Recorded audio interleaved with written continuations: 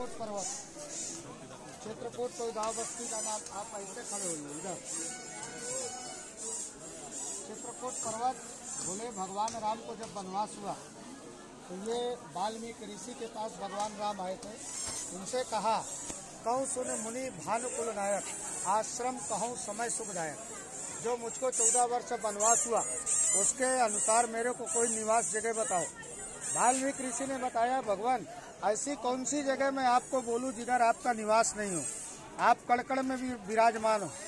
फिर भी भगवान ने बताया कि मैं एक मानव के रूप में हूँ।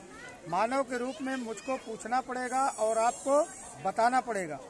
तब वाल्मीकि ऋषि ने बताया 14 भवन जो रामायण में है। लेकिन भगवान ने फिर मानव लीला किया और उनसे कहा कि मैं तापस वेश विशेष उदासी 14 वर्ष राम वनवासी। मेरे को यहाँ वनवास हुआ है, वनवास के हिसाब से मेरे को कोई निवास बताइए। तब उन्होंने बताया चित्रकूट गिरि करहु निवासु, यानी वहाँ स्पष्ट किया चित्रकूट कोई गांव बस्ती नहीं। चित्रकूट आज से 9.5 लाख वर्ष पहले, राम के जमाने के पहले ये पर्वत का नाम था चित्रकूट। भगवान राम आए 11 वर्ष। यहाँ जो मूर्ति देखोगे इस मंदिर में, एक मोटा मूर्ति होगा, एक छोटा मूर्ति होगा। मोटा मूर्ति ये पहाड़ से निकला हुआ है, ये किसी पंडित जी का बनाया हुआ नहीं है, राम जी का बनाया हुआ नहीं है, राम के पहले का है। यानी जब से ये पृथ्वी है तब से ये मूर्ति है। आप अनुमानित करो कि कितनी पुराना मूर्ति होगा ये। उसके मुख के अंदर, जैसे हमारे मुख के अंदर दांत होता है, इसके मुख के अंदर 7 मूर्ति शालिग्राम है। उसी शालिग्राम को स्नान कराता हुआ, कभी दूध है कभी जल है, उनके मुख से ऑटोमेटिक आता है, जिसका कोई दिन कोई तिथि और कोई टाइम फिक्स नहीं है। जब भगवान राम यहाँ से पंचवटी नासिक गया, उस समय पेड़ पौधे पर्वत पत्थर सभी लोग बोलता था। आज कलयुग है, भाई भाई से नहीं बोलता है। पर्वत खड़ा हुआ, महाराज यहाँ से आप जाओगे मगर लोग यहाँ क्यों आएगा। तब भगवान ने इसको आशीर्वाद दिया, कामद कामद भे गिरि राम प्रसादा अवलोकत अपहरत विसादा। ये नाम सुनने के लिए या तो आपको चित्रकूट में मिलेगा या तो फिर रामायण के अंदर मिलेगा, बाकी तीसरी जगह नहीं मिलेगा। इसका लेख आता है रामायण में, चित्रकूट में रमि रहे रहीमन अवधि नरेश, जा पर विपदा पड़त है सो वावत है देश।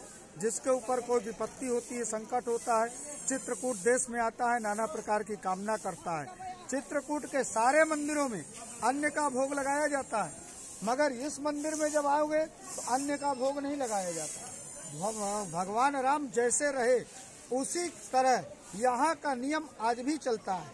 हम और आप भगवान के जैसा कुछ नहीं कर सकता, लेकिन कर सकता है क्या, भगवान की बनाई हुई मर्यादा का पालन। भगवान ने इस मंदिर में मर्यादा बनाया, कंद मूल फल का भोग लगाते थे और वही प्रथा इस मंदिर में आज भी चली आ रही है। यहाँ इस मंदिर में जाओगे तो अन्न का भोग नहीं लगाते, यहाँ पर दूध का भोग लगता है, जो शालिग्राम को स्नान कराया जाता है सुबह 4 बजे। 101 रुपए का दूध लगता है। वही चंद्रामृत सुबह से बिकता है। जब वो खत्म हो जाता है तो जब शालिग्राम को जल से स्नान कराया जाता है, वह जल फिर वितरित करते हैं। चित्रकूट चिंता हरण, जो लोग चित्रकूट आते हैं उसकी चिंता को ये पहाड़ हरण करता है। आए सुखे चैन पाप कटे जुग चार के, देख कामदानैन। इसके दर्शन मात्र से 4 जुगों का पाप नष्ट हो जाता है। इसका 5 किलोमीटर पाए यात्रा होता है।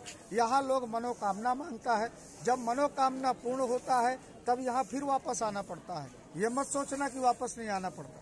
वापस आकर के ये जो कुबेर कुंड दिखाई पड़ता है, इसके अंदर 5 कुंड है, वो 5 कुंड घूमना पड़ता है।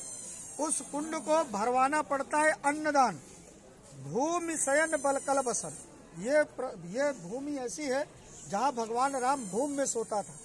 भूमि शयन बलकल बसन, असन कंद फल मूल, देख सदा सब दिन मिले समय समय अनुकूल। यहाँ पर कुबेर कुंड में जाना है, 1 राउंड परिक्रमा करना है।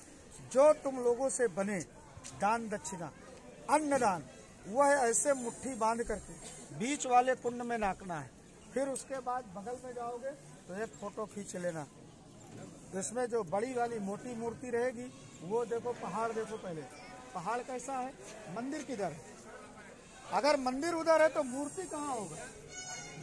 ये पहाड़ से निकली हुई मूर्ति का दर्शन है, जो त्रेता युग नहीं सतयुग की मूर्ति बताई जाती है, यानी राम के पहले का।